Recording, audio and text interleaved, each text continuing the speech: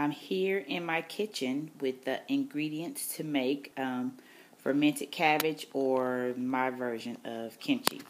So right here I have some carrots, I have some black pepper, some red chili pepper, you know, the chili pepper flakes, some olive oil. This right here is coconut vinegar. It's like apple cider vinegar, but it's made with coconut instead. So I like to use this. In addition to a little bit of apple cider vinegar, I have my sea salt. I have what is this? An onion, 2 cabbages, or 2 the green cabbage, and some red cabbage. So let's get started. Okay, so I start by cutting up these 2. These cabbages are pretty small, so I have 2 cabbages here, and they're pretty small, so I'm going to use both of these. I don't use as much. I don't use a whole red cabbage. I use probably about 1/4 of it. So I'm just going to, to kind of give it a little, that was a little bit more than 1/4. So I use about this much. So I'm going to cut up my 2 small red cabbage, green cabbage, and the red one. And of course you cut the core out of it. Well, you don't have to, but I like to. So, and typically how I'll slice it first. I'll cut it in half, and then I kind of slice it. So, and I'm just getting the core out of there and moving that off of my cutting board. So, and then I turn it over and I just slice it down like that. And then I kind of give it another little chop like that, and then put it into my bowl. And just like that, and put it into my bowl. Okay, so for my red cabbage, I tend to, because I don't use that much of it, I tend to like to chop that a bit finer. So after I slice it off, then I just kind of, I don't like overly chop it, but just to make the pieces a bit smaller than my green cabbage, especially since I don't use as much red cabbage as I do green. So I'm just kind of chopping it up like this. Of course, you don't have to. You can use equal to equal, but I just kind of like to add the red/purple cabbage for like color. So I'm just kind of chopping that up like that. And then I'm going to add this to my green cabbage and just throw it on top like this. And what I'm going to do now is I'm going to go through my bowl and like see how some of the cabbages like kind of stuck together, like the green cabbage. So I just kind of go through my bowl with my hands and kind of pull some of it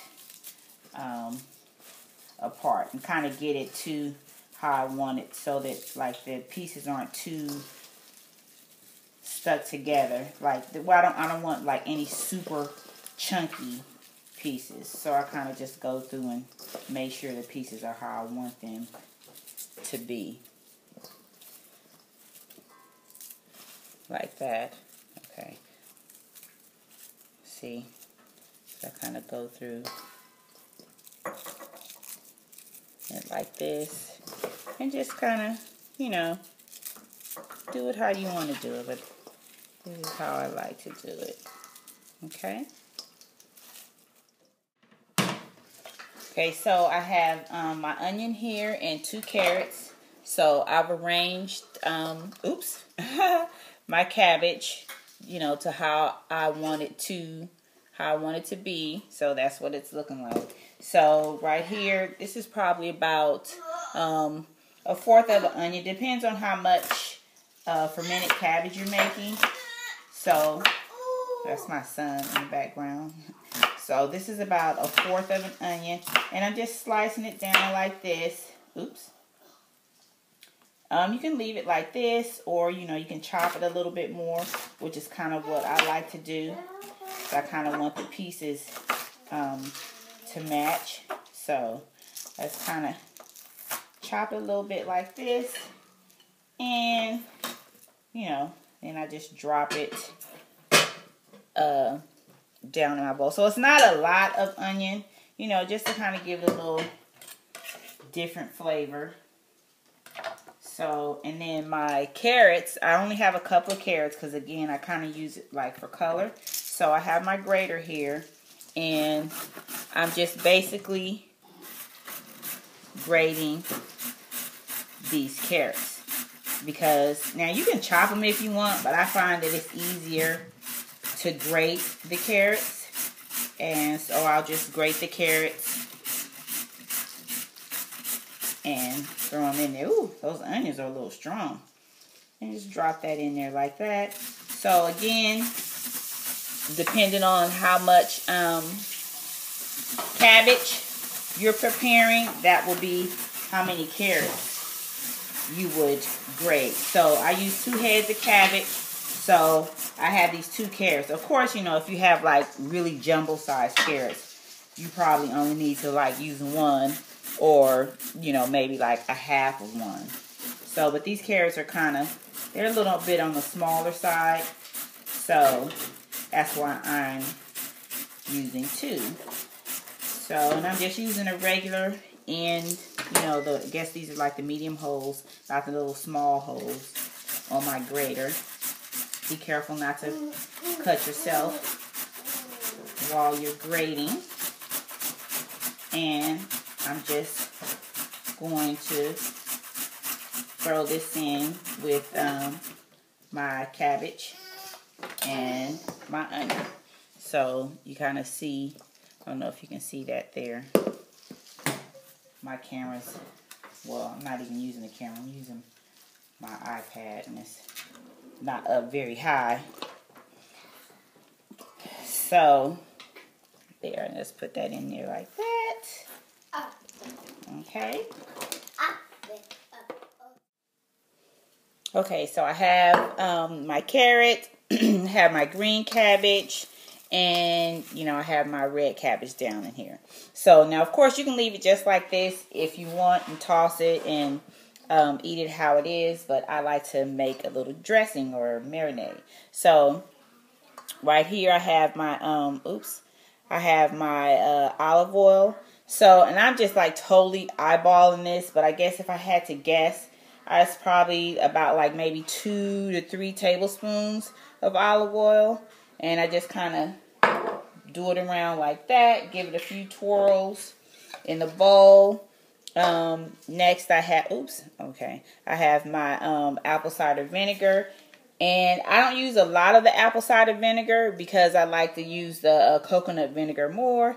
So this is probably about maybe a tablespoon or 2. So, and then right here I have my my coconut vinegar. So, and this has like their top looks like, okay, I don't know where the eye of the camera is to show you what the top eye looks like. Okay, anyway, so I just kind of this, and this is all to taste. So you see I'm being a bit heavy-handed with this. And I have my salt. So a few sprinkles of that. And And I have my my black pepper, my ground black pepper. And just kind of go in like that. So, I'm going to get my trusty handy dandy wooden spoon here. And you just basically want to keep stirring this until every last piece of green cabbage, purple cabbage, carrots, onion are just really, really well coated. So I kind of start off using a spoon, but so I can really get a feel for like how well coated everything is, I kind of use my hands. So now leave all my my vinegars and my salts and pepper and stuff out just in case you know, I need to add a bit more. So I'm just going to keep giving this a toss, and I'm going to show you what it's looking like when it's like all coated up and ready to be put in some jars. So my cabbage, my carrots, onion, all my spices. I forgot to show my red pepper flakes. I added these off camera. I probably added maybe about a tablespoon or two to this bowl. So everything's all nice and mixed up. I just tasted it and it tastes delicious, like really. So now what I do next is I get like some mason jars. I mean, you don't have to be mason jars, but I mean, these are just what I happen to have on hand.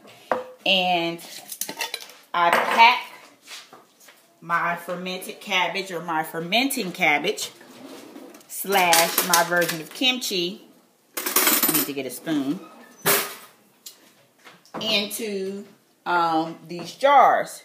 Now, you can eat this right now, like, you know, you can put this on top of a salad, or like over some soup, or you can just really just eat it like really like it is. But honestly, it tastes.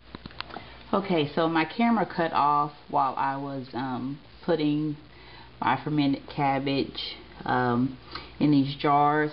So I put these in the smaller jars because my husband, you know, he likes to take the, you know, to work and eat them on the go. And then I have it in this one right here for like home usage. So what I tend to do is I'll just leave these out on the countertop for like a day. I mean, it's okay to let them sit out. They're not going to spoil or anything like that. So I typically leave them out on the countertop for a day, at 24 hours. This is my son right here just drinking his acai juice. So I leave them out for 24 hours and then I refrigerate them. Okay, so let me know if you give this a try, or if you make something similar. Thanks for watching. Bye.